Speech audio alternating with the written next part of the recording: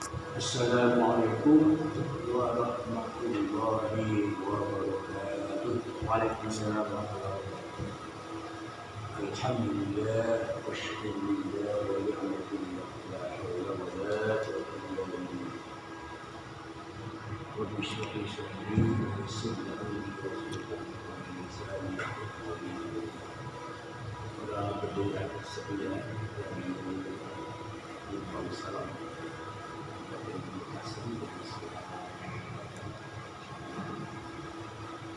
Alhamdulillah ada kesulitan kita meningkatkan amaliyah Ramadan yang dapat bersyukur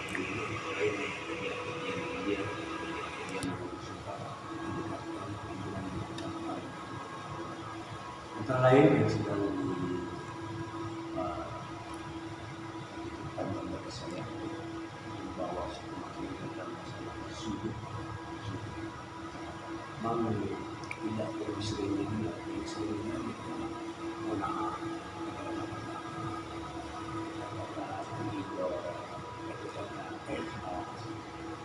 tapi zuhud kadang-kadang ada jarak. Kita tahu tidak begitu dipopulerkan karena mungkin dan beratnya seandainya dan berat dan atau berat namanya atau memang tidak begitu tertarik mungkin ya, karena kita kehidupan di dunia ini kan berbagai macam hal yang berusaha ini itu zuhud itu disitulah belajar dari sejarah ekonomis tidak terdapat zahdan itu paling orang melengos paling secara terminologis paling dari sesuatu kepada sesuatu paling dari sesuatu yang kurang penting pada yang benar paling dari sesuatu yang bersifat temporer sementara kepada yang lebih permanen.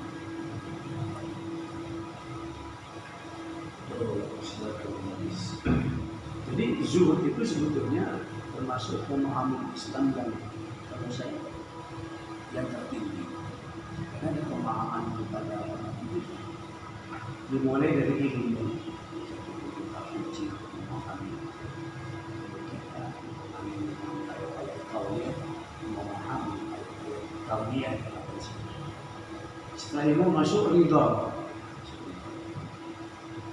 Setelah Rasulullah masuk ridha qanaah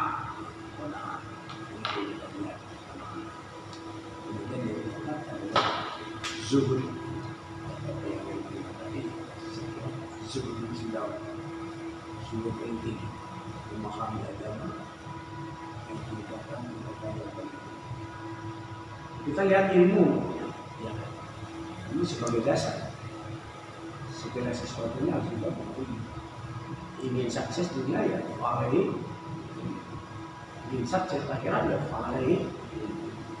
Ada gabungan keduanya ya ilmu dasar. Kemudian orang setelah dia mengamalkan teori-teori itu, kemudian kita implementasikan, kita praktekkan, kemudian tumbuh rasa ridho. Ridho itu semakin merasa tawakal. Jadi keberhasilan nanti, tapi masih ada hisab, ada hitungannya. Kalau saya 3 tambah 2, 3 tambah bismillah sehingga nanti 5. Di 5 itu namanya tawakal ridho. Dan apa yang diberikan oleh Allah sudah. Tapi hisab sudah menghitung. Dengan teori-teori ilmiah ini sudah menghitung. Kemudian berhasil betul. Apa yang diterima maka disebut ridho. Syukur, syukur. Alhamdulillah. Tapi apa yang kita berikan ini adalah pas. Mestinya begini pas. Itu juga boleh disyukuri. Kemudian ada masuk lagi qanaah, hasil yang lepas daripada perhitungan, lepas daripada perhitungan. Jadi mestinya 3 tambah 2 itu 5. Ternyata dapat 2. Maka harus bukan ridho lagi. Oh nah, ya sudah. Ini sudah tindakan ini.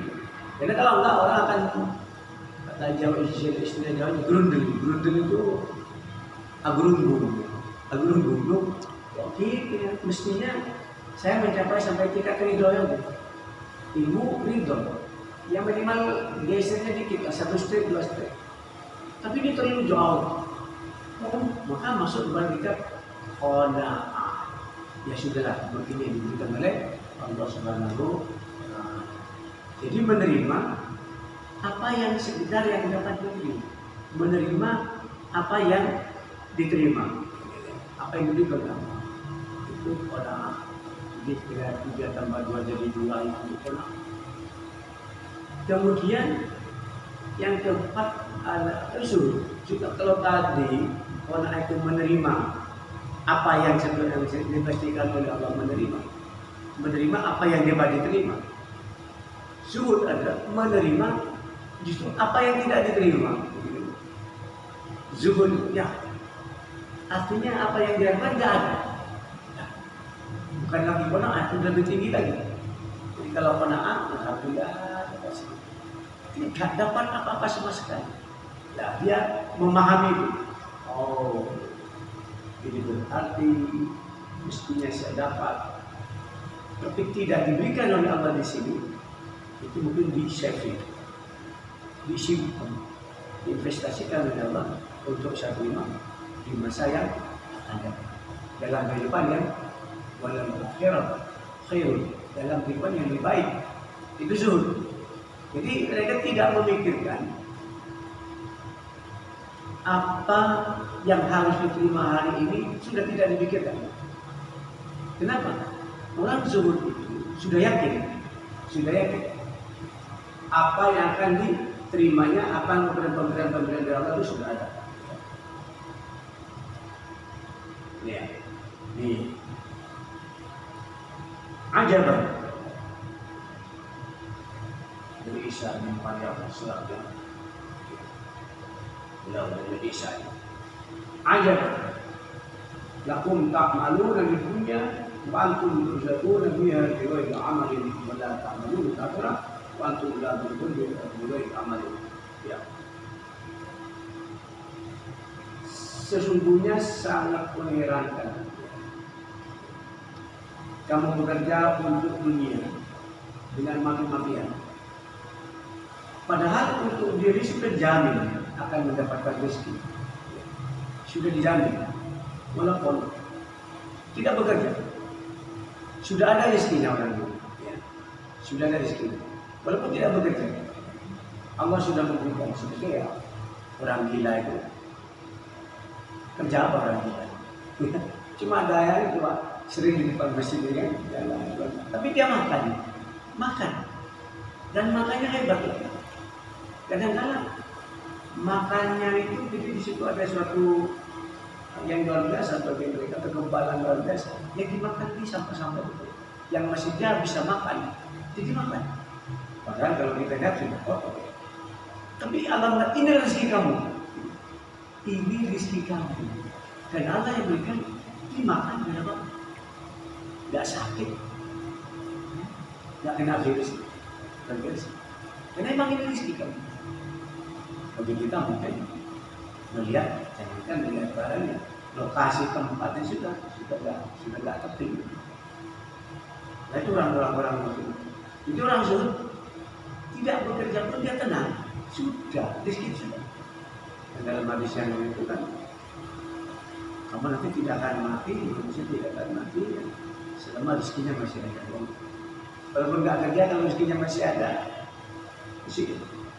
Tapi sebaliknya, walaupun rezeki masih banyak, punya banyak, tapi udah waktunya mati ya mati. Rezekinya masih miliaran, mungkin triliunan, masih bersisa. Kita waktunya habis, jatah rezeki untuk kita habis. Jadi kan sudah memahami itu. Jadi kata Nabi saya lebih kemarin tadi, heran. Ada orang bekerja, pantai pulang siang, malam dan malam, maka rezeki sudah ada jatah. Untuk dunia bekerja itu sudah ada. Dia beragama. Kalau saya santai-santai dapat 10, tapi kalau dia bisa 20, bisa 30.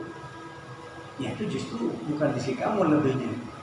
Jadi kalau data Allah 10, dia yakini 10, dapat rezeki 20, 30, itu punya orang lain yang 20. Tidak akan lama dia pindah. Tidak akan lama. Ya, pindah ke dokter, pindah ke pedagang dengan ini, pindah ke mana, hiburan. Justru rezekinya tetap ada pada diri sendiri berapa? 10. Begitu juga ta'maluna lil akhirah wala ta'maluna lil akhirah. Kamu juga tidak bekerja. Ya, bekerja atau tidak bekerja. Bekerja untuk akhirat. Lil akhirah, bekerja untuk akhirat. Wa antum la turzaquna fiha bil amalin. Dan kamu juga untuk akhirat itu. Kamu harus sungguh-sungguh bekerja. Kenapa? Kalau tidak, ya, kamu tidak akan mendapatkan rezeki dari kalinya. Orang di dunia bekerja mati-matian, padahal rezeki sudah ada. Padahal untuk akhirat dia tidak. Padahal di akhirat tidak ada rezeki kalau kita tidak. Jadi kadang-kadang manusia terbalik. Yang sudah ada dikejar, yang belum ada ditinggal. Seperti nanti yang berkenanya di akhirat. Itu kalau kita tidak bekerja sekarang, tidak bakal dapat. Kalau enggak kita bekerja sekarang. Ya. Karena maslahul dunia, maslahul akhirah. Dunia ini untuk menanam akhirat. Jadi kalau di dunia kita tidak bekerja pun dapat. Tapi sedang di akhirat, kalau kita tidak bekerja maka tidak dapat. Nah ini ditinggal dan balik lagi. Nah ini kalau orang zuhud, dia akan memikirkan itu. Ya, di dunia sudah ada jatah, sudah ada jamin. Kita lihat ceritanya apa? Nabi Ibrahim alaihissalam. Nabi Ibrahim ditanya, kenapa sampai Nabi Ibrahim mendapatkan gelar Khalilullah, kasih Allah? Karena beliau zuhud. Gimana zuhudnya? Karena saya melaksanakan 3 hal. Pertama, kalau saya disuruh memilih 2 hal, kepentingan Allah dan kepentingan dunia manusia, maka langsung saya pilih kepentingan Allah. Saya pilih kepentingan Allah, apapun risikonya. Seperti ketika dia berangkat dari Palestina menuju Ka'bah sampai di suatu lembah Ka'bah, lembah Ka'bah, lembah di Mekah, jurang di Mekah. Kadang-kadang sepi, tidak ada apa-apa, yang ada cuma Nabi Ibrahim, kemudian putranya Nabi Ismail yang masih berapa bulan, kemudian istri Siti Hajar. Dia di suatu tempat yang asing, tapi kemudian dia berkata, tinggalkan anak dan istrimu, langsung dia. Ya sudah, berarti saya dipentingkan di akhirat. Tidak mikir gimana anak mau makan apa, istrinya di gimana. Udah nggak ada tempatnya sangat asing. Di situ banyak kafir lewat. Kalau diganggu bisa saja teman. Ada orang-orang yang belum tentu baik dan tidak. Tapi di situ hanya berdua. Maka ketika Siti Hajar itu bertanya, Ibrahim mau kemana? Tak boleh itu. Ibrahim mau kemana? Apa saya mau ditinggal berdua? Mau kemana? Jangan ditinggal saya berdua, saya di tempat yang asing. Gimana ini saya? Terus Siti Hajar ingat pertanyaan yang ketiga, apakah kamu diperintah Allah? Lalu jawab, saya diperintah Allah. Saya dipanggil Allah. Baru Siti Hajar, alhamdulillah. Berarti kalau saya diperintah Allah, Ibrahim diperintah, berarti saya ada jaminan dari Allah. Maka Nabi Ibrahim betul mengadu, ya Allah, sambil perintah Allah, saya dipanggil oleh Rasul pergi tinggalkan lembah ini, tapi saya titip ada anak dan istri saya. Dan itu titip kepada Allah. Itulah yang memalingkan itu paling sesuatu kepada sesuatu. Jadi Nabi Ibrahim dia karena yakinnya kepada Allah, ya di dunia nggak risau. Anak dan istri yang masih kecil, masih belum bulan, belum tidak ada makanan, tidak ada makanan, langsung dia bilang masalah dunia kata beliau kecil ini akhirat. Saya dipanggil apa itu? Bisa jadi kita dipanggil bupati, satu bupati, kalau bupati kan tanggung jawab. Kalau gitu. Kemudian yang kedua kata Nabi Ibrahim, aku tidak pernah risau terhadap urusan dunia. Kenapa? Dunia sudah dijamin. Dunia sudah dijamin. Seperti ceritanya apa? Pula kaya ya. Dan yang ada dalam ceritanya. Kamu makannya apa? Semut itu. Kamu makannya di mana tadi makan? Saya dijamin Allah. Saya dijamin Allah. Allah betul yakin dia. Berapa 1 tahun jatah dari Allah? Saya 1 tahun 1 rumah. Kemudian Nabi Sulaiman bilang, dah, saya ganti ya. Saya ganti, kamu tak kasih 1 rumah tapi setengah tahun habisin. Nanti setelah habis nanti tak kasih lagi. Siap? Semut. Tapi oleh semut, kurma itu tidak dimakan, cuma diseseret. Setelah setengah tahun ditanya dia, kok masih ada kurma?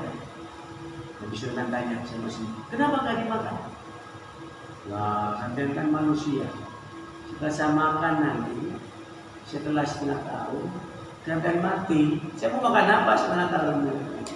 Makanya saya cuma sesep aja, sudahlah. Memang ini bagi saya rezeki dan cuma ini. Saya nggak mikir sampean ya, cuma rezeki saya. Dan setengah tahun ya itu begitu. Nabi Sulaiman ya bukan masya Allah begitu tingginya pemahaman semut, keyakinan terhadap kekuasaan. Saya tidak pusing dengan kamu tuh mau masih lagi atau tidak. Saya tak mikir itu. Cuma saya oleh Allah dibatasi mungkin. Semacam diuji ya, diuji. Kamu diuji kekhawatiran, tapi nggak khawatir. Diuji kekhawatiran kalau nanti saya mati atau Sulaiman mati nanti gimana? Tidak khawatir. Udahlah sama kamu. Mati tidak masalah sama seperti saya. Jadi semacam itu. Jadi tidak pernah risau. Jadi kan berat. Benar bagi kita orang awam tuh kok dunia nggak risau tuh gimana? Kok kita hidup di dunia ya? Ya banyak ujian banyak, makanya zuhud tidak begitu banyak dibicarakan orang. Karena memang pemahaman tingkat tinggi tidak begitu banyak orang bisa memahami semua. Yang paling tepat di qanaah terakhir, di qanaah masih nerima walaupun sedikit. Qanaah ini enggak nerima, enggak nerima masih bersyukur, enggak nerima masih bersyukur. Oh, itu lagi namanya puasa ya, sama puasa. Kadang-kadang kita puasa, disuguhi makanan macam-macam, enak-enak, ada sate, ada kulit. Orang yang nggak puasa bilang, sudah berhenti saja puasanya, kita puasa sunat di sini. Saya sering kalau nanti aja pakai berhenti aja, ini ada makanan yang enak, kita gimana? Rugi. Ini mereka memikir dunia, tapi bagi saya tidak. Justru ada macam ini saya alhamdulillah. Kenapa? Makanan sate gulai. Orang mengatakan, ya bukan rezeki sampean, mungkin kenapa sampean puasa. Ini tidak, ini tetap rezeki saya. Allah akan menyimpannya, Allah akan musafir, Allah akan disimpan, akan tetap diberikan kepada kita. Karena jatah sudah. Dari orang memberikan suguhan kepada saya, sate gulai. Mereka yang nggak puasa silakan makan. Saya puasa. Kata orang rugi. Iman-iman. Justru ini yang nggak rugi. Jadi saya masih punya simpan. Sampai sudah dimakan habis. Dia sudah habis. Karena memikirkan dunia. Jadi kita enggak. Ini tidak saya makan. Justru saya puasa sunat. Banyak orang memberi makanan yang enak. Saya tambah bersyukur kepada Allah. Berarti makanan saya yang ada hebat-hebat. Nah, gitu kan. Yang nggak hebat, puasa diberi makanan cuma kacang, bawahnya. Ketika dia kecil di simpanannya. Gitu. Tapi dengan demikian zuhud ini adalah memikirkan tidak pusing, tidak risau dengan masalah-masalah dunia. Kemudian terakhir kepada Nabi Ibrahim mengatakan, aku tidak pernah makan babi atau suri melainkan bersama tamu. Jadi Nabi Ibrahim itu kalau mau makan dia mencari teman, berjalan sampai kilometer mencari teman untuk saya makan. Apa yang dipikir? Bukan makanan yang akan 2 orang, 3 orang nanti habis, tidak. Karena akan ada kegiatan rezeki saya yang di situ masih tersimpan. Jadi saya punya 2 rezeki. Rezeki saya habis di dunia dan rezeki yang satu saya simpan di akhirat. Yang memikirkan itu di akhirat. Bahkan di dunianya ketika bersama tamu, ya mungkin makannya cuma dikit, tapi tamu dikasih makan yang banyak. Ayo makan lagi yang banyak, makan lagi. Kenapa? Inilah yang pilih saya. Yang sekarang saya bikin kan disamakan ini kan habis jadi kotoran, sampah.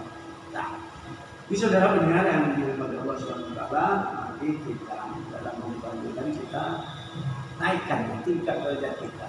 Ya. Dari qanaah kita menuju zuhud. Qanaah masih menerima. Ini mungkin suatu saat tidak menerima, tapi tidak menerima dia akan menerima tentang yang tidak dia terima itu. Hanya maka kita jangan terlalu banyak katanya orang bisa dari heran kepada manusia ini yang sudah dijamin ada beda-beda. Sementara yang tidak ada jaminan ada tinggalkan yang ini. Ya. Di Imam Zuhud ini ada berbagai macam mengenal dunia kemudian meninggalkannya, bukan meninggalkannya secara pengertian meninggalkannya tidak begitu menghiraukan. Dan dunia tetap karena Allah berkata wala tansa nasibaka minat dunia, kan? Jadi kehidupan dunia tetap dipikir, cuma tidak nomor berapa, tidak prioritas. Kemudian yang kedua pengertian zuhud itu beribadah kepada Allah, kemudian beradab kepadanya, ya beradab, kemudian beradab. Tidak begitu banyak diminta. Ini ya. Jadi orang zuhud itu tidak begitu banyak diminta. Kenapa? Allah tahu tentang kebutuhan kita. Kalau kita enggak, ibadahnya mungkin sholat hajatnya 2 rakaat, ya diminta ada 10.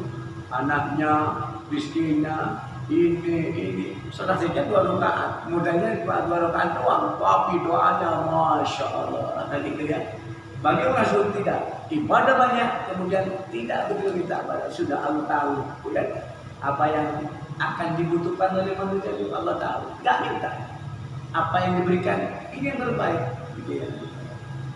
Kemudian yang ketiga, zuhud itu rindu kepada akhirat, kemudian berusaha untuk mencarinya, ya, untuk mencarinya dari dunia kepada kehidupan yang sesuai yang menjadi Allah yang bisa jawab.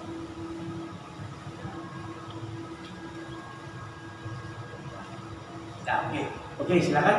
Mungkin masih ada, mungkin ada sekalian, ada yang mau bertanya apa? Silakan. Baik, suara pendengar, suara bersalam. Ibnu Managada tadi sudah menjelaskan tentang keutamaan zuhud. Yang telah dijelaskan oleh Pak Yai tadi tentang zuhud, yaitu tidak memikirkan dunia, ya, karena semua sudah dijamin di sini. Ya. Karena itu kita utamakan akhirat, karena dunia ini hanya sementara. Ya. Baik Pak Yai, ini ada satu pertanyaan dari teman tentang zuhud. Bagaimana sikap kita dalam kehidupan sehari-hari dalam memenuhi kebutuhan kita sebagai manusia?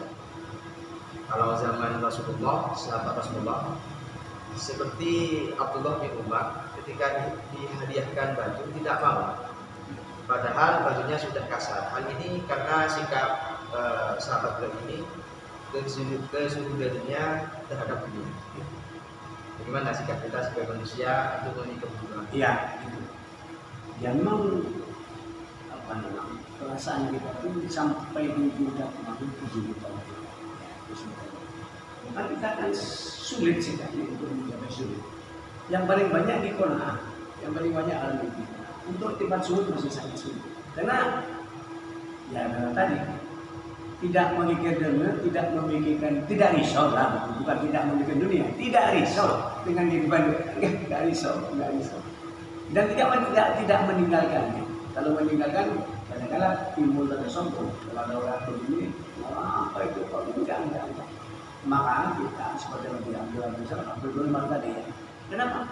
Dia beranggapan, dia menjaga diri, dia sudah mencapai kepada tingkat pasrah. Kalau saya nanti dapat baju hadiah, ya, itu timbul fitnah, itu yang ditakutkan. Orang akan tahu, seandainya nggak dikasih baju itu, nggak pakai baju baru dong, ya kan? Dia ketika fitnah, si timbul fitnah. Lalu fitnah ini akan mengganggu, ya, akan membangun pola pikirnya. jawab gimana, nggak jawab gimana. Tapi akan tetap menjadi bicaraan orang. Ternyata dia itu pakai baju yang sudah sederhana ya sudah sederhana. Karena nggak mampu beli. Nyatanya kalau dibagi yang bagus, mau dia. Kan itu kan jatuh. Ya, berarti nilai keikhlasan dalam berpakaian itu dia pakaian ini karena nggak mampu beli. Bukan dia begini, ini orang sulit itu dia berpakaian sangat sederhana karena takut betul, sangat takdim kepada Allah, sangat beradab kepada Allah. Sayangnya Allah, makhluk yang begitu lemah, kejadiannya dari setetes air ya, yang sangat hina gitu ya. Kenapa saya harus meteng-teng kata orang Jawa ya. Harus kita merasa ya Allah kan gitu. Seperti kata Rasulullah, pernah Rasulullah ditanya oleh Siti Aisyah, ya Rasulullah, sampai Nabi waktu itu kekurangan makanan, tidak ada makanan, sampai Nabi bisa minta kepada Allah, gitu ya, minta kepada makanan yang cukup, gini, apa sih? Saya malu Aisyah, malu saya kepada Allah. Allah sudah berjanji, dijamin hidup kita. Kalau memang belum, tidak usah minta. Cuma kita harus bersabar. Ini ujian. Sejauh mana ketaatan kita kepada Allah. Sudah Allah. Coba kalau seorang pimpinan mengatakan, gajimu nanti sampai tanggal 11 April. Belum tanggal 11, dia minta. Tanggal 8, saya kan mesti mangkal jangan pimpinan itu. Sudah 9, tanggal 11, kamu gimana sih? Coba deh. Dia kan nggak nahan. Orang semua begitu. Saya minta ya Allah, jangan gitu. Sudah menerima apa yang belum diterima. Yang gitu itu sudah. Tapi kalau doa menerima apa yang diterima. Berapa banyaknya diterima ya sudah. Ini enggak menerima walaupun belum menerima. Jadi kata Aziz Umar tadi sudah. Saya bukan tidak kuat beli, bisa saja kan gitu. Tidak. Tapi ngapain ya Allah? Allah begitu sudah berikan kepada kita begitu banyak manfaatnya sudah selamanya masih pantas untuk beribadah, selama tidak menjadi kedua orang itu pakai itu. Maka ketika Abu Zar berjalan dengan Rasulullah itu sudah mengatakan, Abu Zar, ini di dalam ada pantoknya.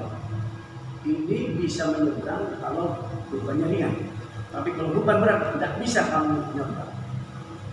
Saya termasuk yang mana Rasulullah? Termasuk yang beban berat atau ringan? Tanya Rasulullah. Kamu punya persiapan tidak makan hari ini? Punya. Besok, lusa nggak punya. Besok nggak punya. Nah itulah kamu bisa nyebrang dulu. Seandainya kamu besok persiapan makan masih ada, kamu punya, itu berat bagi kamu. Gitulah, berat. Berarti kamu nggak percaya kepada jaminan Allah yang besok. Kamu nyimpan. Jadi ketika dia punya uang 2.000 rupiah, 1.000 dimakan, dia bilang 1.000 itu besok. Nah kamu nih berat, kamu ini berat. Iyalah, nanti kamu nyebrang nggak bisa. Kenapa? Ada bekal besok. Itulah ya biasa begitu. Mereka sebutkan sering kita memangnya mungkin secara nalar kita berat ya lagi 2 berat. Tapi kalau kita sudah biasakan, ya Allah bisa. Dikulisain benar biasa ketika dari itu. Kalau udah biasa nggak problem, nggak ruwet gitu. Oke. Terima kasih atas penjelasannya atas pertanyaan ini. Mungkin bisa dicoba ya diberikan kesimpulan. Ya, oke. Jelas saudara, benar bagi timbang salam kesimpulan akhir kita itu bahwa Allah menciptakan makhluknya, membuat kita ini adalah Allah bertanggung jawab, tidak akan diterlantarkan apapun problemnya. Maka ketika ada problem tidak perlu apa-apa, cuma mengajukan kepada Allah, hasbunallah wa ni'mal wakil. Tidak perlu mencari solusi lain.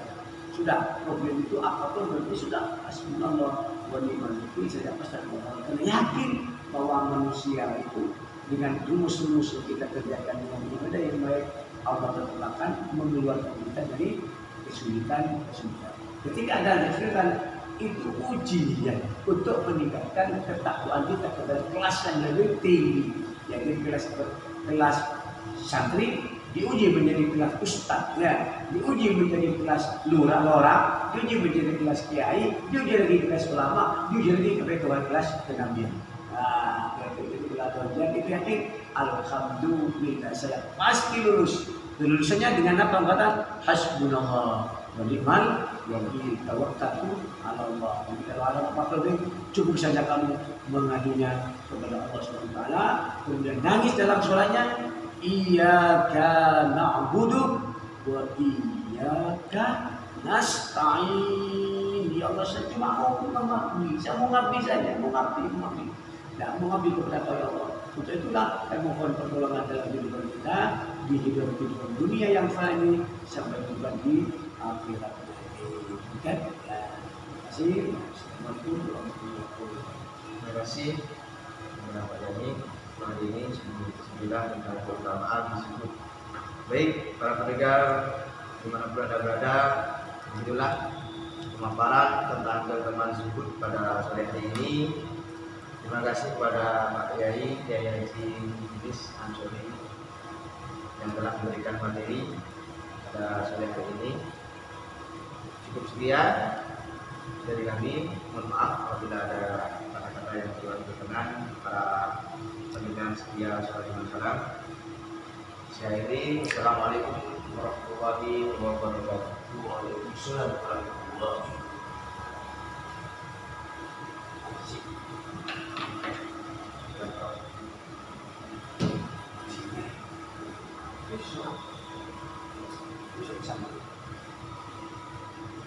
Besok sama, jam 9.